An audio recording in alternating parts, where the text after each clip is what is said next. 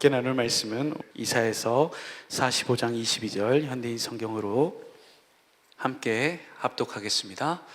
세상 모든 사람들아 나를 바라보아라. 그러면 구원을 얻을 것이다. 나는 하나님이며 나 외에 다른 신이 없다. 아멘. 내게 힘을 내게 하시는 하나님이라는 말씀을 주제로 함께 말씀을 나누려고 합니다. 사랑하는 우리 식구 여러분, 우리 성도 여러분, 오늘 우리는 오전 말씀을 통해서 하나님께서 세우신 그 두 번째 언약, 새 언약을 통해서 우리 안에 계신 주님을 바라보라 라고 하시는 담임 목사의 말씀을 통해 함께 은혜를 나누었습니다. 내 안에 계신 그리스도로 말미암아 우리가 두 번째 언약, 이 새 언약을 볼 수 있는 눈과 깨달을 수 있는 마음과 들을 수 있는 귀가 생겼다는 것은 정말 어마어마한 일입니다.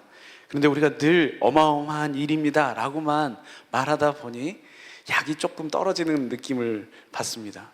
그럼에도 불구하고 내가 어떻게 느끼고 있는지 간에 관계없이 가장 중요한 것은 주님께서 우리에게 말씀하시는, 그리고 우리에게 볼 수 있게 해주셨고 들을 수 있게 해주셨고 깨달을 수 있는 은혜를 주셔서 우리 안에 계신 그리스도를 보고 내 안에 사시는, 내 안에서 예수 그리스도의 법으로 사시는 그 주님을 보고 알고 나아갈 수 있다는 것이 얼마나 큰 은혜인 줄 모릅니다. 그 주님을 볼 때에만 우리는 하나님을 사랑할 수 있고, 그 주님을 볼 때에만 주님께서 그 생명을 우리에게 주시고, 그 주님을 볼 때에만 그 생명에서 말씀하시는 주님을 인하여 살아갈 수 있습니다. 이것이 바로 성경이 말하는 구원입니다. 그렇기 때문에 우리는 반드시 우리 안에 계신 그리스도, 그분을 바라보아야만 합니다. 그것이 삶의 형통입니다. 신명기 29장 9절 현대인 성경으로 한 번 더 보시죠. 시작. 그러므로 여러분은 이 계약의 말씀을 충실히 지키십시오.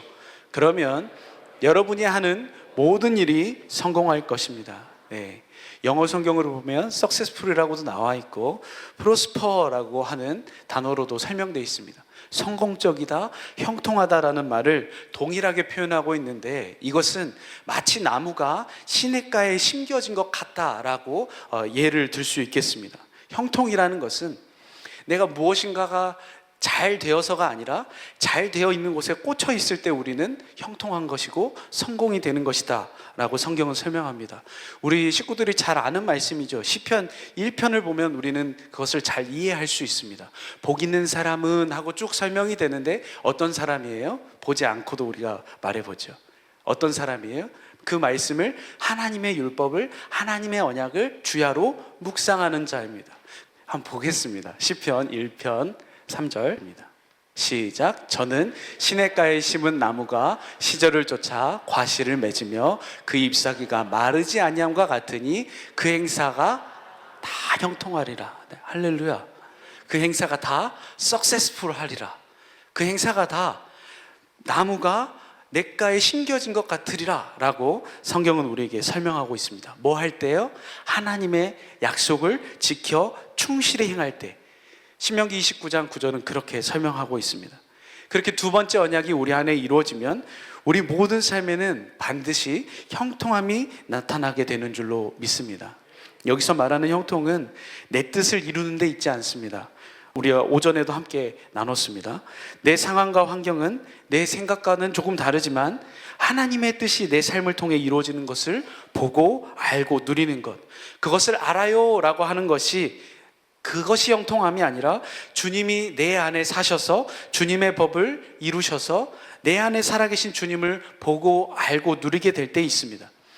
담임 목사님께서 오늘 오전에 말씀을 통해서 그렇게 설명하셨어요. 그가 감옥에 있든지, 그가 노예의 신분에 있든지, 그가 모욕의 자리에 있다 할지라도 하나님께서 하신 그 약속을 알고 누린다면, 내 안에서 말씀하시는 이가 어떤 분인지를 우리가 알고 있다면, 내 안에 두 번째 언약과 새 언약이 이루어져서 내 안에 계신 주님을 바라다 보고 있다면 그것이 진짜 형통한 삶이다 라고 우리는 잘 듣고 알고 있습니다.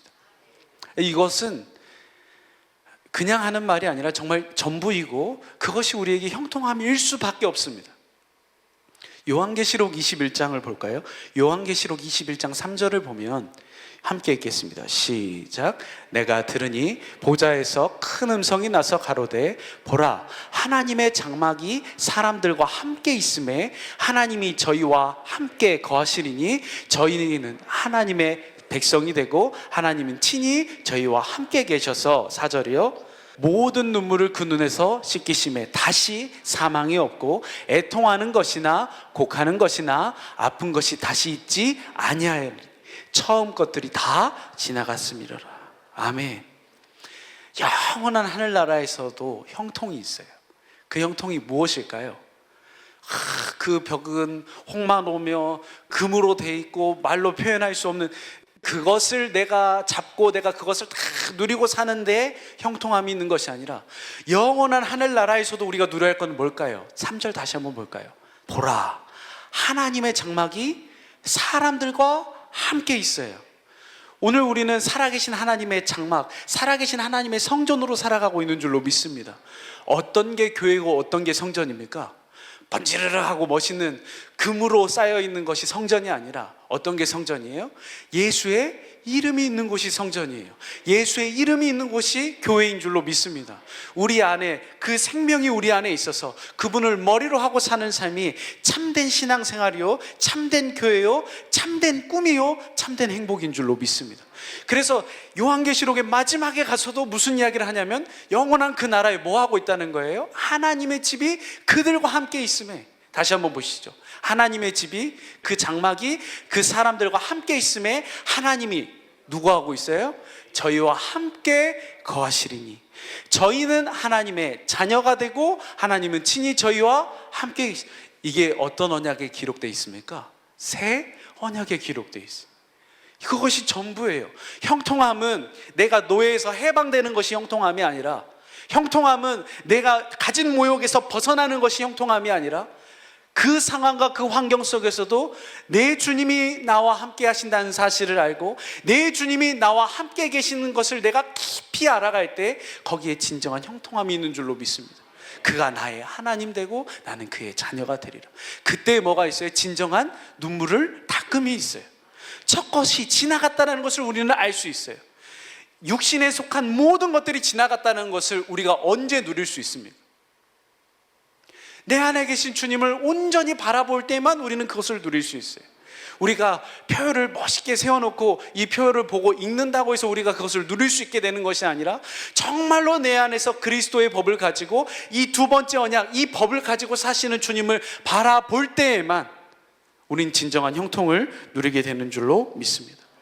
영원한 하늘나라에서도 우리는 주님과 함께 그분을 보고 그분의 생명으로 사는 것, 이것이 하나님이 우리에게 말씀하시고자 하시는 진짜 형통입니다. 그런데 사랑하는 식구 여러분, 우리는 이 놀라운 진리와 이 구원을 알고 있으면서도 오늘 말씀 시간에도 그랬어요. 밥 먹으러 내려가면서, 혹은 밥 먹고 올라오면서, 혹은 밥을 먹고 있으면서 삶의 현장으로 돌아가려고만 하면 마음 한구석이 무거워진다는 것을 때때로 느끼곤 합니다. 저만 그래요? 우리의 현실이 사실은 녹록지는 않습니다. 만만치 않은 게 우리가 살아가는 세상입니다. 지치고 피곤하고 때로는 주저앉고 싶은 것이 솔직한 우리 심정입니다. 내가 아닌 척 한다라고 해서 아닐 수 있으면 얼마나 좋겠습니까? 그런데 여전히 내 삶은 너무 피폐하고 피곤하고 때로는 주저앉고 싶다는 거예요. 그럴 때 세상은 우리에게 그렇게 귀에다가 속삭입니다. 좋은 것 보세요. 좋은 것 다녀오시면 힘납니다. 힘을 내세요. 할 수 있습니다. 긍정적인 생각을 가지세요. 고맙긴 하지만 사실 이런 말들이 우리 영혼의 깊은 곳에서 참된 힘을 주지는 못합니다. 참된 생명을 주지는 못합니다. 왜 그렇습니까? 힘을 낼 수 있는 재료가 이미 나는 다 떨어져 버린 상태인데 아무리 사람의 말로 힘을 내세요, 힘을 내려고 하면 힘이 납니다. 좋은 거 먹으면 힘이 납니다. 좋은 거 보면 힘이 납니다. 네, 그럴 수 있습니다. 잠깐은 그럴 수 있습니다. 그러나 정말 내 속사람이 살아가야 할 내 인생에 내 속사람이 영원히 먹고 살아야 할 그 재료는 이미 바닥이 나서 아무것도 없는데 마귀는 그렇게 여전히 첫 것에 속하여서 우리의 귀에 속삭입니다. 마태복음 4장 4절을 보면 신명기 8장 3절을 보면 성경은 그렇게 증언합니다. 사람이 떡으로만 살 것 아니요 하나님의 입에서 나오는 모든 말씀으로 살 것이니라. 내게 힘이 없습니다. 제가 가끔 힘드네 이런 이야기를 해요. 그러면 옆에 정말 힘 좋으신 분이 한 분이 있어요. 근데 그분이 꼭 그래요. 힘내세요 이러거든요. 그럼 제가 그 말 하지 말라 그래요. 힘이 없다는데 힘내세요? 그러면 놀리는 것 같잖아요. 힘이 안 나는데 힘내세요 말 듣고 힘낼 것 같으면 1000번 해주면 되지요. 근데 그것이 영 그렇게 힘이 나지는 않습니다.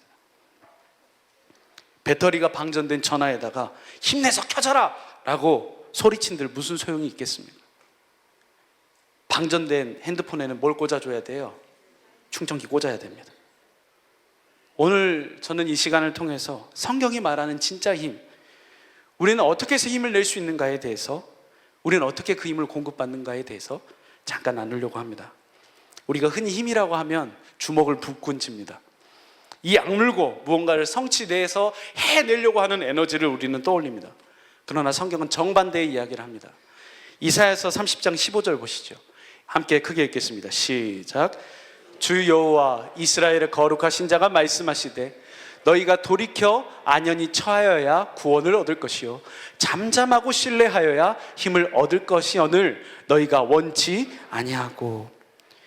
이사야서 30장 15절 말씀에 하나님은 이렇게 말씀하신답니다. 이스라엘의 거룩하신 하나님이 뭐라고 말씀하시냐면 너희가 잠잠하고 안연해서 조용히 너희 안에 계신 주님을 바라보야만 너희가 구원을 얻을 것이오늘 힘이 날 것이거늘 이라고 성경은 설명합니다. 힘을 얻는 비결이 어디에 있다고요? 조용히 잠잠히 내 주님을 바라보는 것. 여기서 잠잠하다는 것은 아무것도 안 하는 것을 말하고 있지는 않습니다. 게으름이 아닙니다. 사람은 잠잠할 수 없는 존재예요.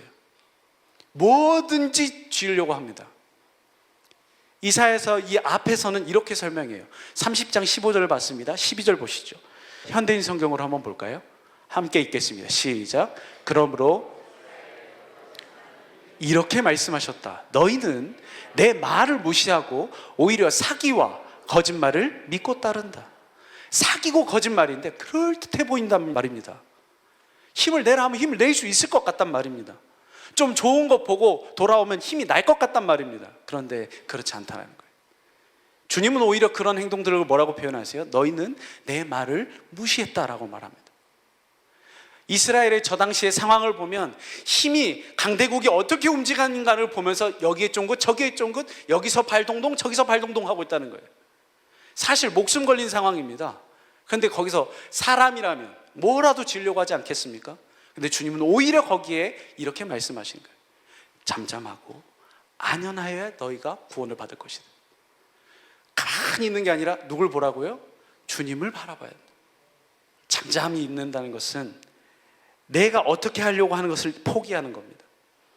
육신의 생명을 따라 분주하게 살 수밖에 없는 그 육신의 생명이 예수 그리스도로 말미암아 주님께서 죽으시고 부활하셔서 그 옛 계명이 완전히 폐해졌음을 우리로 알고 내 안에 계신 그리스도가 오늘 내 안에 살아계셔서 예수 그리스도께서 새 언약으로 두 번째 언약으로 내 안에 사심으로 말미암아 그분의 생명을 공급하시는 것, 그로 인하여 주님이 어떤 분이신 줄 알고 내가 어떤 존재인지를 알 때 진정한 주인이 누구이신가, 진짜 힘을 주실 수 있는 분이 누구이신가를 바라보는 것이야말로 성경이 말하는 진정한 힘의 시작입니다. 우리가 왜 힘이 듭니까? 내 힘으로 살려고 하니까 힘든 것 아닙니까? 하나님께서 공급해 주시는 힘으로 살라고 우리는 무수히 들어왔지만 여전히 우리는 내 감정을 의지하고 내 마음을 의지하고 내 통장의 잔고를 의지해서 살려고 하니까 금방 고갈되는 것입니다. 오늘 하나님은 우리에게 이렇게 말씀합니다. 너희가 살아가려고 하는 것, 너희가 애쓰려고 하는 것 그것 좀 멈추고 내 복음을, 나의 복음을, 너희 안에 있는 이 법을 좀 신뢰하고 안식해라. 잠잠히 거해라. 거기서부터 힘이 나온다. 동일한 본문입니다. 이사야서 30장 20절 보시죠. 함께 읽겠습니다. 시작. 주께서 너에게 환난의 떡과 고생의 물을 주시나 내 스승은 다시 숨기지 아니하시리니 내 눈이 스승을 볼 것이며. 전에도 이 말씀을 나눴습니다. 굉장히 공감을 많이 하시더라고요. 주님이 우리의 인생 속에 수고의 떡과 환난의 물이 있게 하셨습니다. 그 과정을 건너가게 하셨어요. 그런데 뭘 하지 않도록, 고생하고 수고하는 것이 목적어가 아니고 목적어는 어디 있냐면 내 스승을 잃어버리지 않을 것입니다. 우리가 아는 글자로 주님을 찾아가는 것이 아니라 우리의 삶에서 실제하시는 주님을 찾아볼 수 있도록 내 스승을 잃어버리지 아니하실 것이다. 내 스승이 그럼 무슨 일 하시는가? 그 다음 절 보시죠. 함께 읽겠습니다. 시작. 너희가 우편으로 치우치든지 좌편으로 치우치든지 내 뒤에서 말소리가 내 귀에 들려 이르기를 이것이 정론이 너희는 이리로 행하라 할 것이며, 오늘 우리가 그 스승을 잃어버리지 않게 하시려고 우리의 삶에 그런 수고의 떡과 환난의 물이 여전히 있어요. 그때 주님은 절대 그 주님을 잃어버리게 하는 것이 목적이 아니라 그 주님을 오히려 바라보게 만드셔서 이렇게 가는 것이 정로다, 이것이 복음으로 가는 길이다, 이것이 네가 힘을 얻을 수 있는 길이다, 네가 뭔가 생각하는 대로 되는 것이 힘나는 인생이 아니라 이렇게 힘들고 이렇게 어려울 때 내 안에 사시는 하나님의 법으로, 성령의 법으로, 그리스도의 법으로 사시는 이가 내 안에 행하고 있음을 네가 볼 수 있는 절호의 찬스라는 거예요. 좌로 치우치면 거기가 아니다, 우로 치우치면 거기가 아니다. 내 안에서 주님이 말씀하실 때 우리는 길을 잃어버리지 않고 주님을 바라보고 가는 것입니다. 환난이 많으십니까? 저주받은 인생이라서 그렇지 않습니다. 환난이 많을 수 있습니다. 주님도 환난을 겪고 사셨습니다. 환난이 있으셨어요. 주님의 뜻대로 행하는 중에도 환난은 있으셨습니다. 그럼 사도 바울은 어땠을까요? 복음을 전하는 가는 모든 곳곳에서 박수치고 환영받는 것보다 돌맞아 죽을 뻔한 일들이 더 많았습니다. 그러한 일들을 통해서 우리는 역력한 위로를 받습니다. 고린도후서 1장 3절 보실까요? 함께 읽겠습니다. 시작. 찬송하리로다. 그는 우리 주 예수 그리스도의 하나님이시요 자비의 아버지시요 모든 위로에 믿으시면 아멘. 근데 이 위로의 하나님은 언제 만나냐? 4절 보시죠. 함께 읽겠습니다. 시작. 우리의 모든 환난 중에서 우리를 위로하사 하여금 하나님께 받는 위로로서 모든 환난 중에 있는 자를 능히 위로하게 하시는, 5절도 보시죠. 5절. 그리스도의 고난이 우리에게 넘친 것 같이 우리의 위로도 그리스도로 말미암아 넘치는도다. 할렐루야. 혹시 새해가 시작한 지 얼마 안 됐는데, 묵은 해를 던져버리고 우리가 새해를 맞이하며 시작한 것이 얼마 안 됐는데 벌써 축 늘어지고 계십니까? 내 상황과 환경과 여건 때문에, 혹은 하나님 왜 나한테 이런 환난을 주십니까? 하나님 왜 나에게 이러한 고난이 있게 하셨습니까? 내가 뭐 그렇게 잘못했습니까? 혹시 그렇게 하고 계시진 않습니까? 제가 그런 시간을 잠깐 건너왔습니다. 근데 주님은 절대 내 삶의 저주로 인해서 그 일들을 겪게 하시지만은 않는다는 거예요. 우리의 모든 저주는 예수 그리스도 안에서 다 해결된 줄로 믿습니다. 죄의 저주 끊으신 주께 구원이 있는 줄로 믿습니다. 그런데도 자꾸 우리 육신의 생각은 죄를 졌으니까 아픈 거지, 죄가 있으니까 환난이지라고 하는 공식을 자꾸 떠올리게 만듭니다. 주님은 이미 그것은 끝났다라고 말씀하세요. 삶의 여정 속에 그러한 일들이 있거든 뭐 하라고요? 우리의 삶 속에 환난이 넘친 것은, 다시 한번 보시죠. 고린도후서 1장 5절 보시죠. 함께 읽겠습니다. 시작.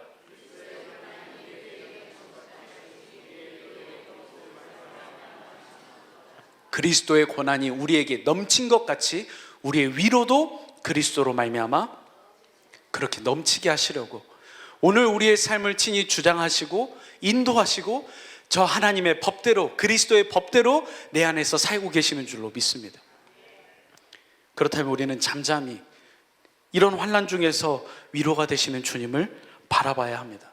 오늘 본문 말씀 보니까 이사야서 45장 22절 다시 한번 보시죠. 현대인 성경으로 함께 읽겠습니다. 시작. 세상 모든 사람들아 나를 바라보아라. 구원을 얻을 것이다. 나는 하나님이며 나 외에 다른 신이, 이것이 핵심입니다. 힘은 나를 바라볼 때 생기는 것이 아니라 주님을 바라볼 때 생깁니다. 오늘 우리 주일 오전 예배 말씀과 연결해 봅시다. 우리에게 오늘을 볼 수 있는 눈을 주셨답니다. 그 눈으로 무엇을 바라봐야 합니까? 두 번째 언약이 가려졌습니다. 그런데 그 두 번째 언약을 볼 수 있는 눈을 주셨습니다. 그 두 번째 언약을 깨달을 수 있는 마음을 주셨습니다. 그 두 번째 언약을 들을 수 있는 길을 주셨습니다. 그것을 통해서 우리는 뭘 바라봐야 할까요? 우리 안에 살아계신 그리스도를 바라봐야 합니다. 그 주님을 바라봐야 우리 안에 나로서는 할 수 없구나는 내가 내 입으로 말한다고 해서 절대 안 됩니다. 내 안에 계신 그리스도, 내 안에 사시는 그리스도께서 사시는 법을 통해 그 주님을 바라보게 될 때, 그 주님의 사랑을 바라보게 될 때 비로소 내가 얼마나 연약한 존재인지 우리는 깨달을 수 있게 됩니다. 저는 연약해요. 그렇게 말하시는 분들 중에 연약한 분들 한 분도 본 적 없습니다. 저는 못해요. 진짜 못해 불어요. 뭘 좀 우리가 봉사합시다 그러면 전 못해요. 진짜 못하는 걸 주님 안에서 봤다면, 우리가 웃고 있지만 정말 보고 있다면 그때 우리는 뭐 할까요? 주님을 바라보는 연습의 자리에 서야 합니다. 못해요 하시는 분들이 가장 못합니다. 내 안에 계신 주님을, 내 안에 사셔서 행하시는 그 주님을 바라보게 될 때에만 진짜 나를 볼 수 있게 돼요. 정말 나로서는 못하고 주님의 생명이 없이는 살 수 없는 존재가 나구나라는 것을 깨닫게 될 때, 거기에서부터 내 안에 계신 그리스도가 어떤 분인지를 확실하게 깨닫게 됩니다. 그분이 어떤 일을 행하실 수 있는 분인지 우리는 알게 됩니다. 정말 힘이 없는데 힘이 솟아납니다. 힘을 내라 누가 말하지 않았는데 내 안에 계신 주님을 알게 되니까 거기에서부터 우리의 힘은 솟아나게 되어 있습니다. 왜요? 우리는 그렇게 사는 존재로 창조되었기 때문입니다. 그렇게 교회되어 살도록 창조되었기 때문입니다.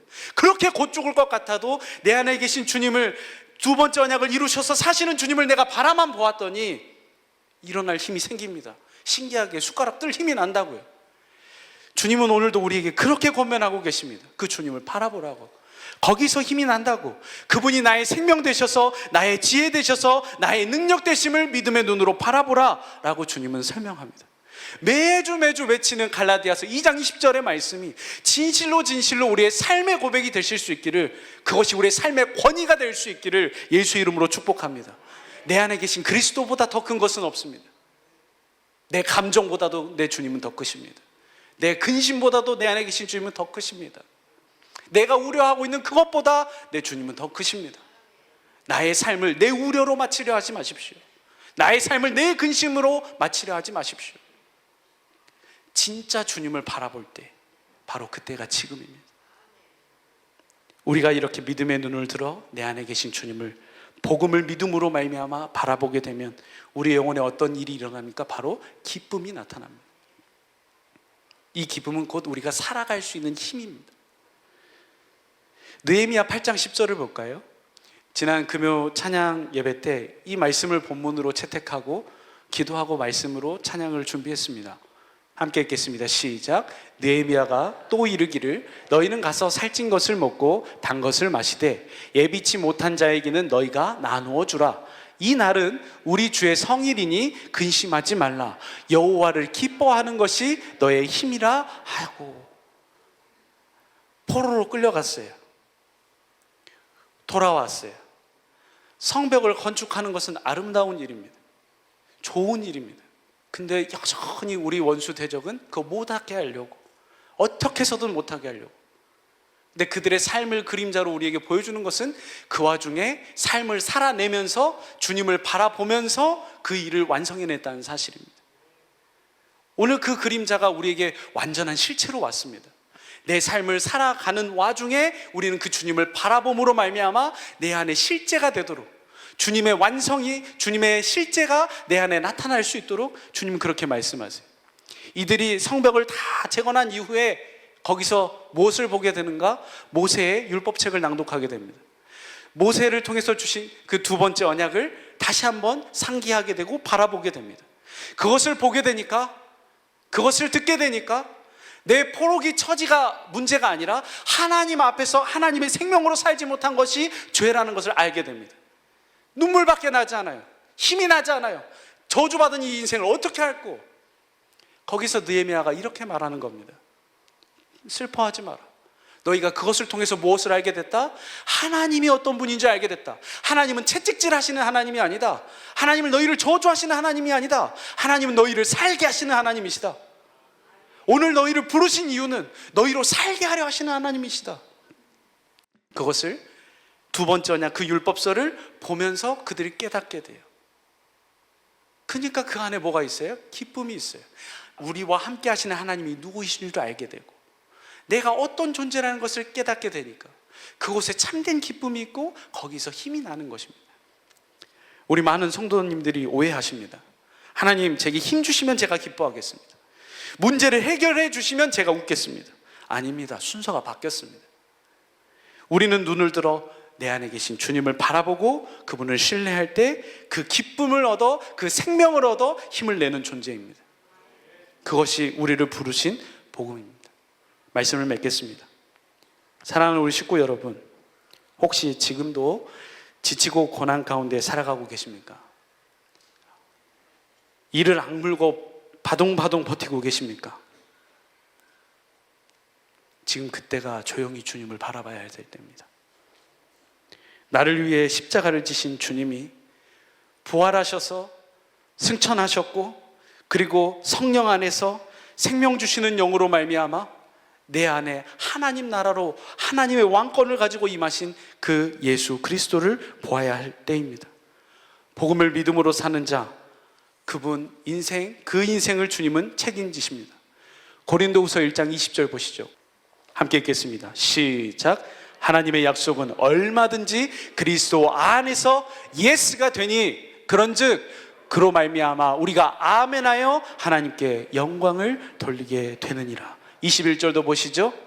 우리를 너희와 함께 그리스도 안에서 경고케 하시고 우리에게 기름을 부으신 이는 하나님이시니. 22절 보시죠. 저가 또한 우리에게 인치시고 보증으로 성령을 우리의 마음에.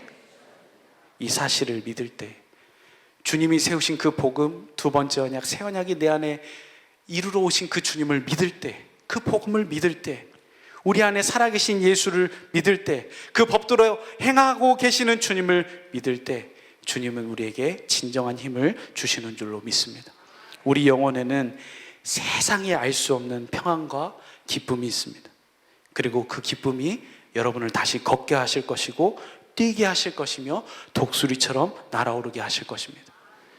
나는 주님의 법이 내 기쁨이 되지 못하였다면 나는 고난을 이기지 못하고 망하였을 것입니다. 주님께서 주님의 법도로 나를 살려주셨으니 나는 영원토록 그 법도를 잊지 않겠습니다. 고백했던 그 시편 기자의 고백처럼 이번 한 주간 내게 힘내게 하시는 하나님을 앙망함으로, 바라봄으로 참된 형통과 승리를 누릴 수 있는 우리 모든 식구들, 그리고 저의 모든, 그리고 우리 선교 현장과 우리 선교 목사님, 그리고 담임 목사님 모든 사역이 될 수 있기를 예수의 이름으로 축복합니다. 기도하겠습니다.